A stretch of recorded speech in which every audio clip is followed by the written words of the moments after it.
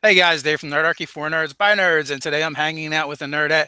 We have Sydney from Encounter Roleplay with us today, and primarily we're going to be talking about Encounter Roleplay and their Kickstarter, which is the Breath of Gorr.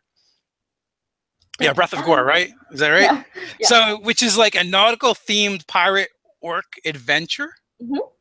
where where you're playing. Are you playing the monsters in that? Um, no, not technically. There are some monsters PCs that come with it, but it's not like you're not playing evil Right. characters. Evil is all relative anyway. That is true. I know there's like a bunch of like orc NPCs that come with it, or are they player characters? So this is all right. Let's break this down. This is what it is. Let's start from the beginning. Let's You go. just yeah. Okay. So what Breath of Gorr is? It's like a complete adventure. And when I say complete, it comes with everything that you would possibly need to run it, except for like tangible dice. So it's got the PCs in it already for you to play. It's got the adventure. It's got the monsters. It's got the stats. It's got some cool artwork, if I do say so myself. It's pretty nice. Are you the artist? No, I just think the artwork's cool. Okay. I did some of the little like funny drawings at the bottom of our Kickstarter page, but I'm not the artist. No, I think the art on it. It reminds me of Pirates of Darkwater, which may have been out before you were born. I don't know. Possibly. But you can check that out sometime. It was art that was really way before its time. So what was the inspiration for the Breath of Gorr? And I guess we'll start off too with who was the primary writer. The primary writer is actually my home DM. His name's Rem Farr, and he's been writing novels since like, oh god, since I was like 9. He's a lot older than me. Don't tell him I said that. But yeah, he has been writing a lot of stuff for the DMs Guild and Drive Through RPG and stuff. So we collaborated with him on that. And the biggest inspiration for the actual project, not so much the adventure itself, is we wanted something that would be like beginner friendly, but also something really unique that experienced players and GMs could really, really enjoy and get into. Okay, so what do you think the selling points are for Breath of Gorr? Who's gonna be interested in playing this adventure or running this adventure?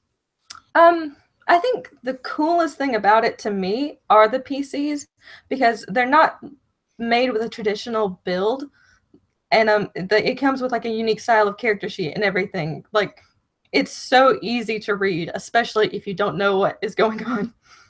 So it's like it's totally different. Like, it's all vamped up.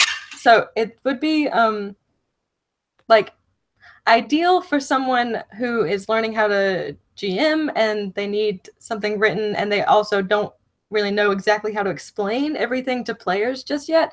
It's also ideal for someone who wants to just teach new people and just get their feet wet before they dive in to the more in-depth aspects of character creation, because they're all created there for you with personality traits as well as stats and all of that good stuff.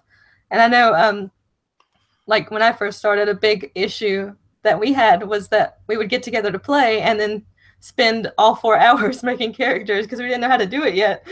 So it comes with all of that. And instead of having to explain every little aspect that's on the D&D character sheet, it's like really simplified. But it's cool. I think it's cool. Yeah, I definitely remember those early days, especially if because this is Pathfinder compatible as well as 5e compatible, where you have the really crunchy systems where it's like, okay, you show up to play the game, and if you're a new person, and you're maybe coming in later, whatever, you get this stack of books to try and figure out. It can be intimidating in the very beginning. So having something to go off of makes it way easier. Even in our own home group, we were playing Star Wars. And I had a friend who was not a role player, not even a gamer, but he was interested in what I was doing. So he's like, can I come check it out? And, it was so nice because the Star Wars beginner sets do the same thing. They give you ready-made characters with stories and everything. And we're like, well, here, pick one of these guys, who appeals to you. And it made it really easy for him to jump in the game. And, he could look at the sheet and it told him about the character. So he kind of had an idea of how to play him even. So that can be super helpful. Also, another one of the things I want to point out too is you guys are already funded. Yeah, yeah, So, we funded in 18 hours, I think, was what it was. so if you guys decide to get on board with Breath of Gorr, then you're going to get the thing. It's just a matter of time. Yeah, we plan on the release date for it being in around October. The thing is with it, it's all digital, so like once it's done, we'll hit a button and then you'll all get it. So it's not this because this is our very first Kickstarter. We were kind of wary about doing something that we needed to print and send out, just because we hadn't done it before. Gotcha. So we thought this would be really safe and we could make sure that we delivered everything that we promised to everybody, which is important. Makes sense. So I'm on the page now and I'm screen sharing it just so they can see the art and stuff. Also, guys, in the description, as always, I put all the details. So you can find a link to Breath of Gorr, Encounter Roleplay in case you've been living under a rock and you haven't heard of them. You can go check them out. They stream like 24/7 or something. You guys do a lot of streaming over on Twitch. Yeah. Yeah. And then also, can I talk about that thing you had messaged me about last week?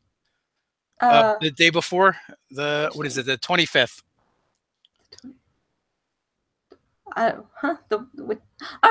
The stream? Yes. Yes. Okay.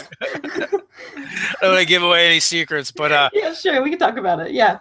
You guys are doing kind of a 12-hour stream in conjunction with the release, correct? Yeah. So on the last day of the Kickstarter, we're doing this like big old stream extravaganza with a bunch of cool guests that we've invited on. Hopefully you will be there and we'll play some games. We can play through this if we want to and show everybody kind of what it is and show it off. Because the content itself, like the module, the stats, and all of that, all those goodies, it's already done. The Kickstarter is more for like having more artwork and all those good things and maps and things like that. But we didn't start the Kickstarter until we had like the product, the core of it done. Gotcha. I like more art, so that sounds good. I'm definitely interested in jumping on that stream if I can, I will send one of the other nerd artists to do it. It's actually we're leaving for LA the 26th, but not until later in the day, so it shouldn't be a problem at all. Yeah, gotcha. So I would definitely be interested in playing some D&D for sure. Yay. That is exciting. So if you could, for the people tuning in and maybe they're not really familiar with Encounter Roleplay, could you tell us a little bit about you guys, what you guys do, and how often you do it? Yeah. So Encounter Roleplay is mainly a live Dungeons and Dragons Twitch stream, and we play games every day except for Saturday. Saturday is like a breather. But we play 2 games a day every day from 1 p.m. EST to 7 p.m. EST. And they're 3-hour games. I play on Wednesdays usually. Sometimes I'm there on Sundays. Sundays are more like talk show type things, but everything else is actual play. And we've got podcasts. We've got a YouTube channel. We just, I don't know. We play a lot of Dungeons and Dragons on the internet. A lot of it. I think one of the first things I had seen you in was the Open Legend game where you're playing like some kind of plant thing. Yeah. I played this. I played this character. Basically, when we first played Open Legend, Brian described the game as when we made our characters to just come up with 3 unique characteristics. So I didn't really know what to do, so I made up this girl who had like misshapen toes that she used to dig on a farm. She's like a farm girl. And I also said that she had this like tumor on her head that was in the shape of a bow that she used as a battering ram. It was an interesting thing. But most of the crazy stuff that happened came from viewer decisions, which is another big aspect of Encounter Roleplay, that we focus a lot on viewer interaction. So if you're in the chat, you can come in and like make suggestions to affect the game. Every few followers, we have viewer decisions where we do a straw poll and you guys pick what happens next, where we go next, what we find in the weird tomb, all of those things you get to pick. Yeah, it kind of makes me think of Hunger Games. Yeah, like everyone is kind of watching all of us fall apart and die and contributing to it. One way or another, right? They can help you Yeah. guys. Can it Yeah. and or hinder? Yeah, pretty much. You can you can pick some nat 20s in there. You can give a player a nat 20 or a nat 1, or you can have the player be eaten by a beholder if you want. Like, we're chill, whatever you want. Wow, that's very interactive. Yeah. What Yeah. is what is like the meanest thing that's ever happened to a player from from that style of game? um, oh god. There's been so many things. Every single stream, Rim donates for me to have a nat 1 on the first roll. Every single one. He's done it for years. And then let's see. A couple games ago, like someone donated to make me age like 100 years, so like I couldn't do anything anymore. I know I got eaten by a lizard a couple weeks ago, and then like vomited out, and it took like it swallowed my most prized possession. It was so sad. But I mean, the meanest thing that happens is people get killed and then like actually die, and they can't play that character anymore. Sounds brutal. Mm-hmm. It's very old school. How many DMs you guys have over there? I know you guys have a cast of DMs, right? Yeah, it kind of varies from season to season. We do season changes every 8 weeks or 16 weeks, depending on what the show is. But currently, we've got I'm not even sure. Will's DMing. We have Ben Counter, he's an author for Warhammer 40K, and then we have Josh DMing a bunch of stuff. I think that might be it at this point. I know next season I'm going to be GMing something. Haven't decided yet, but something. Something, yeah. Yeah. So, are you guys playing all D&D now? You got other games going on? Um, we play. I think we have a Call of. I know we have a Call of Cthulhu game happening right now.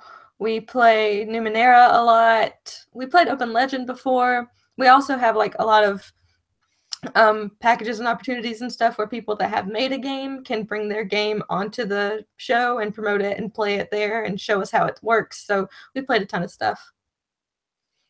Oh, cool. And Counter Role plays in the chat as well. Philip Fallon also DMs. Yeah, Phil. That show like recently started, so like sorry, I blanked a little bit. Don't tell Uh, Phil. well, that's okay. We got you covered in the chat. But in case people see this, well, when people see this later, it won't be the chat won't be there. So I'd figure I'd just throw that out Yeah. there. So, what is your preferred system to play? You a D&D girl? You play whatever? Yeah, I have a soft spot for D&D just because that's like what I learned.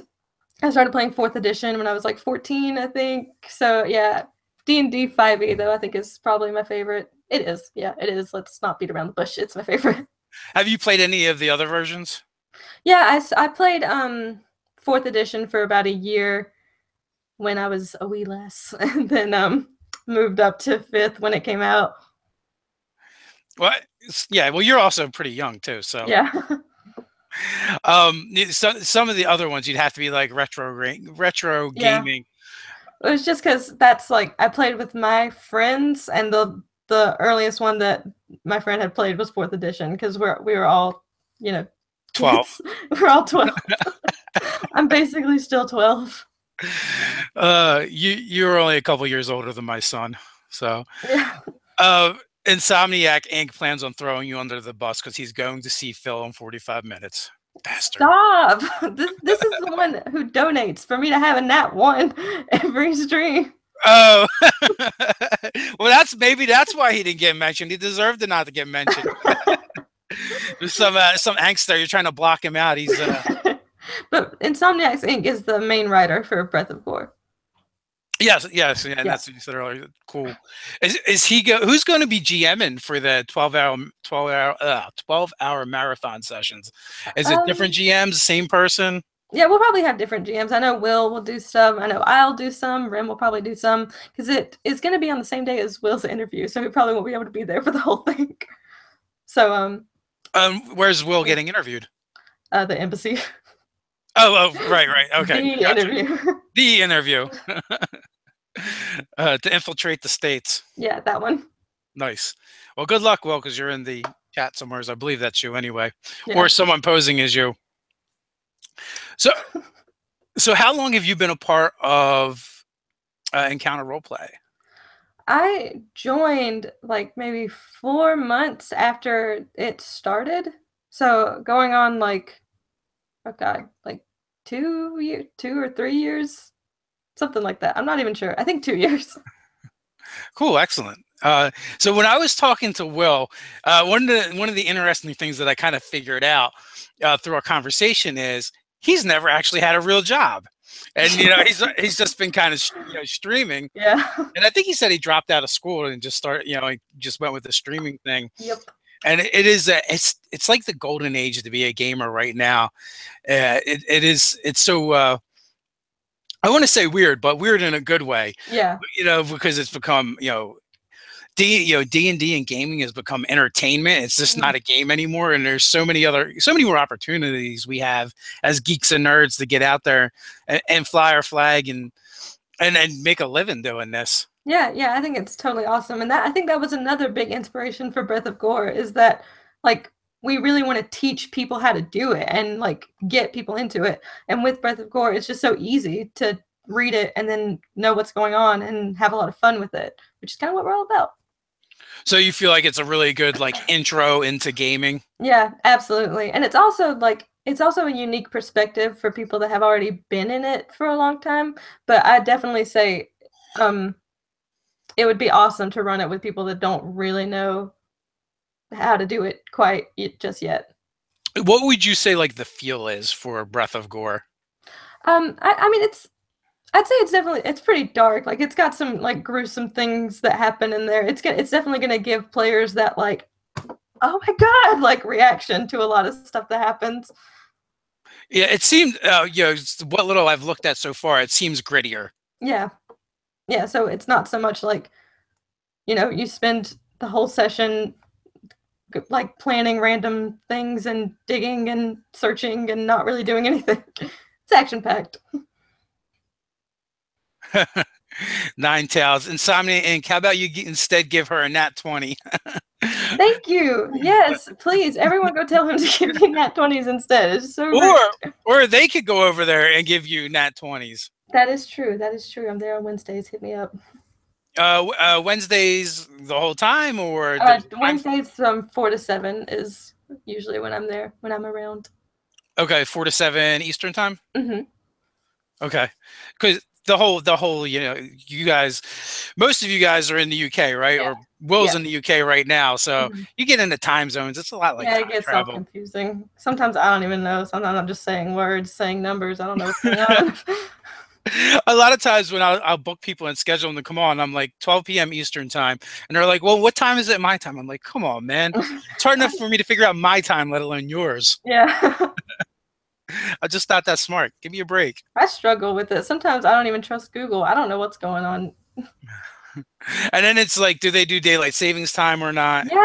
Yes, it gets so stressful. So sometimes I end up, all right, well, where do you live? And then punching into Google and go, what time is it now? Yeah. I can figure it out. So, do you guys, I know you guys have been reaching out to different people to come on for the 12-hour stream.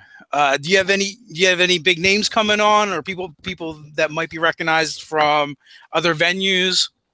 I'm not exactly sure yet. We kind of just sent out invitations for it. So we've got a couple like responses from people. I think we've got I'll just like throw out some names because I'm not exactly sure, but I think we've got Brad Wodo coming on. I think we've got Nerdarchy coming on. Yeah, in some shape or form, Nerdarchy will definitely be. Yeah. And then some people that have just like been on our streams before that are really awesome streamers like Doglore and other people like that. So that's exciting. Are you guys taking applications? Actually, you guys do take applications for Encounter Roleplay in general, don't you?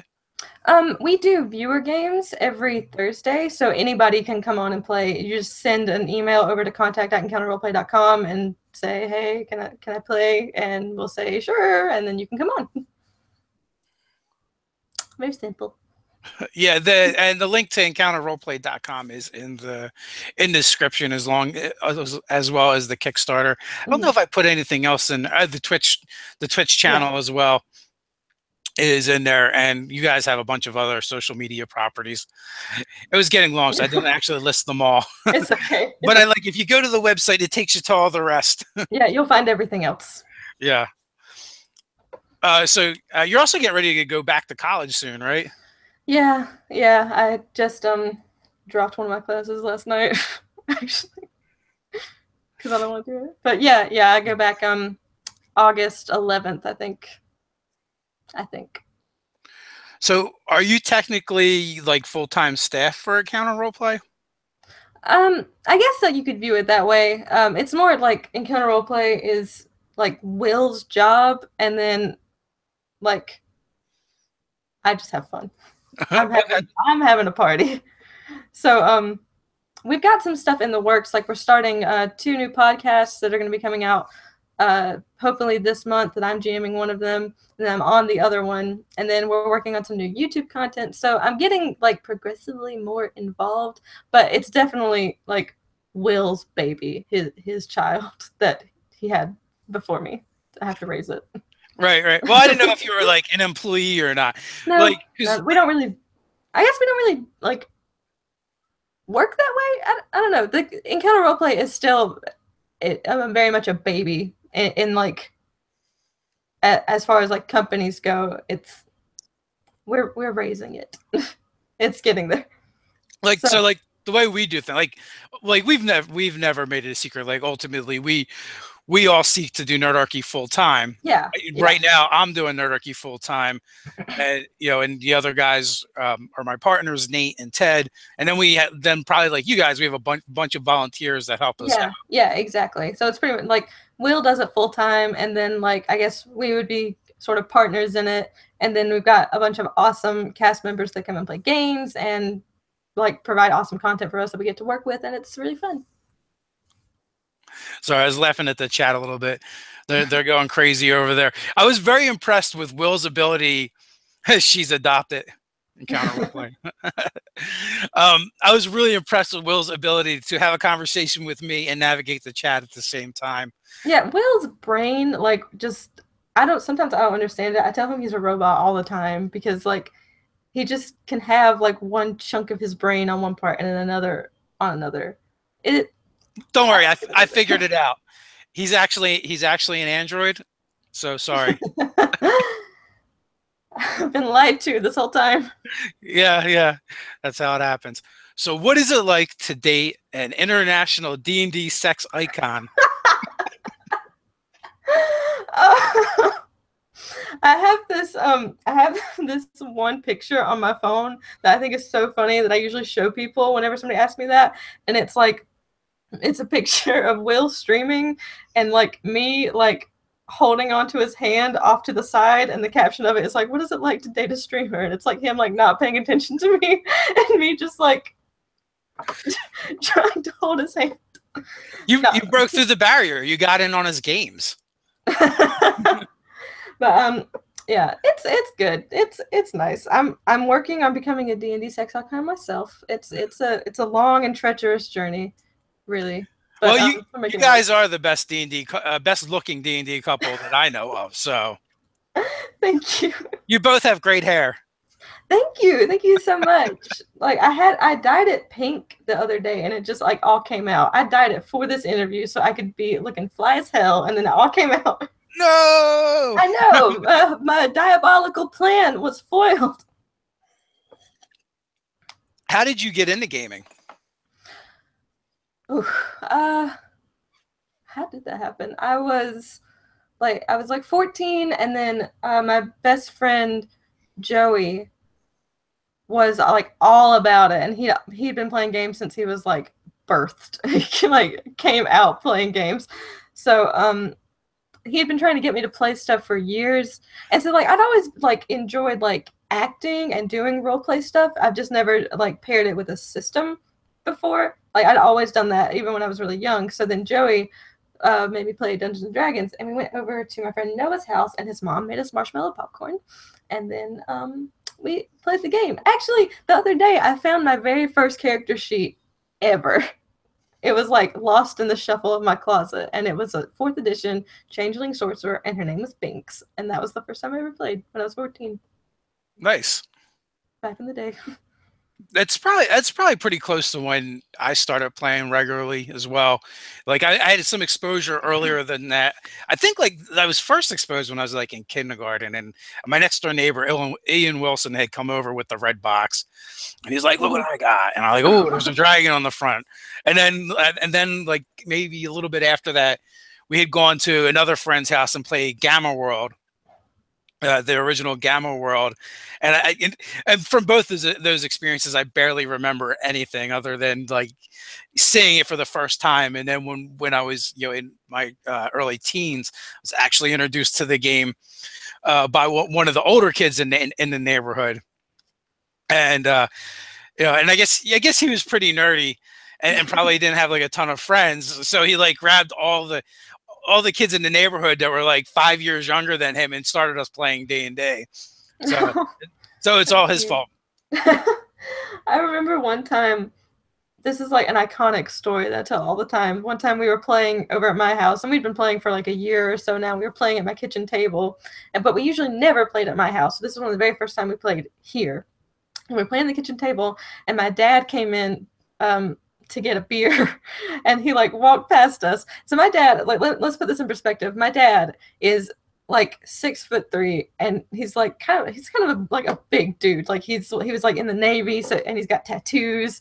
Like my dad like kind of looks like a badass. And so he walks past, and he looked over, and he was like, "Are you guys playing Dungeons and Dragons?" And we looked up, and we were like, "Yes." Like so shocked that he knew, and he was like, "You need to get out while you can." We were like, "What do you mean?" And he like looked off in the distance, like he was having war flashbacks, and he said, he said, "Started off true neutral, ended up red dragon," and then left the room. And we were like, and so then I heard him and my mom talking, and my mom was like, "You played D&D? When did you ever play D&D?" And he was like, "It was in the 90s. And she said, "We were married in the 90s. And he was like, "You were gone." So apparently my dad's been playing for a long time, and I just never knew. Your dad's secret life of D&D. Yes. That's funny. Well, and I guess especially like with your generation and moving forward, you're going to get a lot more of that. Yeah. Like my son now plays because I play and his uncles play. Mm-hmm. And then, I guess if he sticks with it, then, maybe he'll be playing with his kids. Yeah. I don't know. Like my partner, Ted, he started his kids playing No Thank You Evil because Oh, they're yeah. I younger. love that game. I think it's so cute. Yeah. I wish I would have had it like 5 years ago. It would have been great. Mm-hmm. Yeah. Start them with that because it took a couple tries to make it stick. Mm-hmm. And my daughter, she never got into it. So, but she's weird. What are you gonna do? Well, you know what? By weird is me. She's more mainstream than the rest of the family. Gotcha. So she's like weird to you. Yeah. So she's like normal. So that makes her weird to the rest of us. Yeah. Gotcha. Hey guys, you can start the roll call in the chat while we keep talking here, and then we'll jump back over to that. Yeah, I tried with her, and I tried actually running a family game, and it just didn't last very long. And she lost interest quick, but she loses interest quick and stuff anyway. Yeah. She's all about hair, makeups, clothes, shoes, and has been since she was like 3. I totally get it. I mean, I was always into like role play, acty type of stuff when I was really young, but like I went through my hair and makeup phase. I'm still kind of in it. I just have a balance. Yeah. You have to find the right balance between like putting on your foundation and rolling a d20. All right, I want to jump in the chat real quick here. So we got the Stargent Dragon from Detroit, Michigan, Kyle S. in Jersey, Nine Tails in Oklahoma. We got Doug in Cleveland. We got Evil Silly Putty in Minnesota. Zaref Gaming in New Mexico. We got Tulsa in the house. Jeff Van Gogh is in Luxembourg. Ooh. And No, no, no. Okay, we have the Dark Lord, Manamarco in New York. We have Follow Me and Die, Kalamazoo. And we got Georgia, Insomniac, Hey! Insomniac Inc. Yeah. Is that one of your people? Yeah, yeah, that's my DM here. We got Ballackinwood, PA, from the Dream Syndicate Arts, Crafts, and Emphoria. Dude, you need to shorten that. I'm just gonna be like the DSARE. Wait a minute, does that spell anything? We got the Netherlands in the house with AJ. We got Kurt in Szechuan, not Saskatchewan. I can't talk. Saskatchewan? That's it. Yeah. Thank you. Thanks for this, sis. We got Anna in San Diego. We have Devin, England with Accidental. Accidental Legend? Is that? Yeah, Accidental Legend. That's Louise! That's Louise! Oh, awesome. We got Andrew from Corpus Christi, Texas. Patrick from Sweden. We got Kelly and Wyalu. Thank you, but she was really kind because she actually phonetically spelled it out for me, but I still can barely say it. Oh, that's so kind. We got Derek in Colorado. See, my people, they get me. They understand. I can't talk. I should probably just learn sign language, but I'd probably butcher it that way. We got Jose from Tampa, Florida. Friginators in Washington State. We got Brian, another Georgian. And we got Edmonton in the house with Nicholas. Brian is in Virginia. And there. And we got some hearts from Accidental Legend. Awesome. Thanks everyone for chilling with us today. Much appreciated. And as always, I love seeing where everybody's from. So, seeing the far corners of the globe that we can infiltrate and make nerdier. Yeah. Is there anything streaming today? Yeah, in 30 minutes. Yeah, there is. We have a new game. That's the one that Phil is DMing, and then there's another game after that. The one after that is the viewer game that anybody can come on and play. So we've got like the cast set up for today, but if any of you want to play next week, you can send in an email or DM Encounter Roleplay on Twitter and say that you want to play, and we can get you in. And what are those games that are going on today? Do you know? Jesus, what is the one that Phil's doing? I don't know the name of it. Sorry. But the viewer game, I'm pretty sure, is Tricks of the Trade that Josh is DMing. I mean, they're D&D. Okay. Yeah. Did you guys already do, or is it coming up, the new Top Secret game? The Top Secret, the Starfinder thing? No. Top Secret is the name of the game. It's a spy espionage game. The Kickstarter's going on for it. No, we haven't. As far as I know, I don't think so. I thought I saw something tweeted out about that. Oh, the thing that Rudy said? No. I don't know. I'll have to investigate now. Okay. No, there's a new game coming out. I believe it's in Kickstarter right now. Well, Top Secret was a game back in the 80s, and it was basically a spy espionage game. Actually, it is the game that convinced me. Oh, Maze Arcana did it. That's what I was saying. Rudy tweeted at us yesterday talking about it. But maybe that's what I saw, and I'm crossing my wires. Top Secret is the game that convinced me to take any romance forever out of RPGs. Why? Because there was a female spy, and she kissed me, and she was wearing knockout lipstick, and from that day forth, I've decided any female that was put in the game would either be a succubus or be wearing knockout lipstick. Oh God. I was like, I was a teenager at the time. I was highly impressionable. It stuck. Yeah. Matter of fact, even before I kiss a girl now, I make sure she wipes her lips first. Just in case. Just in case. Gotcha. Hey, these are important lessons we learn from role-playing games. You can never be too careful. I mean, I don't leave the house without my knockout lipstick. Good call. Good call. You never know when you're going to need it. You don't. You truly don't. To be honest, I actually don't leave my house without a taser. It's purple. Do you want to see it? That's awesome. I don't think we're allowed to have tasers in New Jersey. Really? No. I got it from Amazon. No, yeah, but it depends on the state you live in, I believe, because even the cops aren't allowed to have them. Oh. So I'm Well, pretty sure civilians can't have them if the cops can't. I got one. I don't even know if we're supposed to have them or not, but I have one. It's in my purse. Well, well, it's just our secret now. No one else needs to know. Yeah, I'm so glad no one is like listening right now because once again. Just me, you, and the interwebs. Yeah. Awesome. So are you said you may or may not be making it to Gen Con this year? Yeah, it depends with like if Will's gonna be able to get here. So far the plan is to go, but like it's kind of up in the air with the whole like America situation. So hopefully we'll get to go. Hopefully. Comic Book University confirming that tasers are illegal in New Jersey. Yeah, I was pretty sure they Okay. were. Well, My wife's cousin's actually a cop, so he said they can't have them because I think I tried to get him to tase one of my kids. He's like, we can't. They're illegal. damn it. Damn it.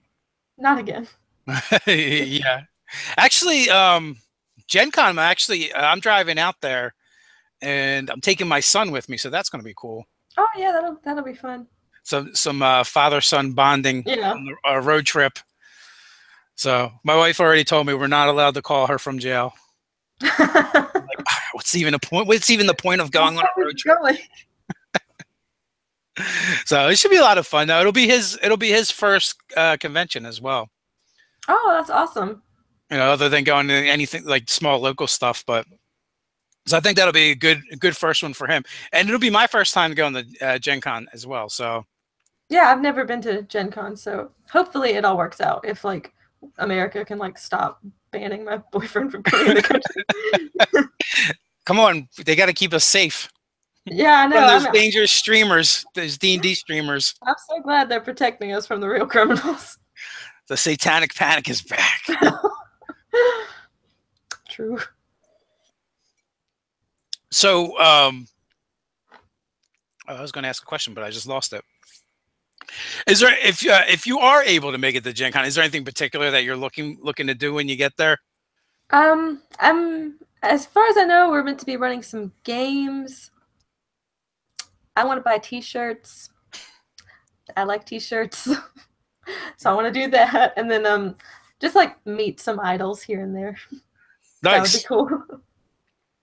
Yeah, I'm pretty excited. I was actually invited to play in a D&D game with Rudy and Satine, Matt Colville. I think Todd Kenrick is supposed to be in it, and Amy Dallin. Is it her? No, I think the last name is Dallin. Okay. I'd have to go and check. But I'm also known for getting things wrong, so okay. I'm sure staff writer Doug's in the chat. He'll correct me if I'm wrong. He's pretty good at he acted as my personal assistant when we went to Origins, so I think he's fulfilling that role, which was kind of cool because it left me not having to think about a lot of stuff. So he was like a personal GPS throughout the convention. I need that for my everyday life, for everything I do. Doug, but I'll probably spend most of the time wrangling Dave. Probably there will be 2 days. So, but I decided I'm going to make, since I have a personal assistant, I think he said yes, down, Amy down. Since I have a personal assistant, I think my personal assistant should have a personal assistant, and then that's what my son is going to do. Yeah, I was going to say that's where your son comes in. Yeah. But I warn you, Doug, he's not very helpful. So. You're so savage about your kids. I love it. It's completely different from when we grew up. I'm like, I don't know. I look at my kids and go, you would have never survived in my neighborhood. It's a good thing you have an easy life now. Yep. Yeah, I feel my parents probably say the same thing. My brother, who's in the chat, he would totally agree as well. But he's actually shaping up to a decent young man. I don't know how, but yeah, I'm only a so-so parent. his mother's done a really good job with him. She really came through at the last minute there and just kind of polished it up there. Well, I'm more of a hands-off, free-range kind of parent. Yeah, my dad's probably kind of the same way. He taught me like how to shoot a gun and stuff. The important stuff. The important stuff. How to use my taser that I carry around with me. How to not tase yourself. Yeah, yeah. Well, my wife will call me for stuff going on with the kids because they're giving her a hard time. I'm like, does somebody need to be punched? She's like, no. And then I'm like, what are you calling me for? Well, then everything is fine. Then. Right. I'm like, I've got like one solution to the problem here. So it's not applicable, then I don't know why you're calling me. Right. Don't call me unless we can match them up. My brother with the clutch save. So do you have anything on your gaming bucket list? Okay, yeah. One day I want to play I want to play with Amy Vorpal that I brought up a second ago. I'm obsessed with her. Like she is iconic. She's the one, she wrote Songs in the Key of D&D, that album, and she works for Geek and Sundry, and I just think she's so cool. And I want to play with her. I want to meet her. I want to be her best friend. I want her to adopt me. I love her. That is what I want. Is that Miss Clicks? No, she works for Geek and Sundry, so she does a lot of like Team Alpha stuff. Okay. And she used to work for BuzzFeed. She was on BuzzFeed videos. I know too much about her. Like, maybe we need to. I don't want her to see this and be like, "Stalk her." What is she doing?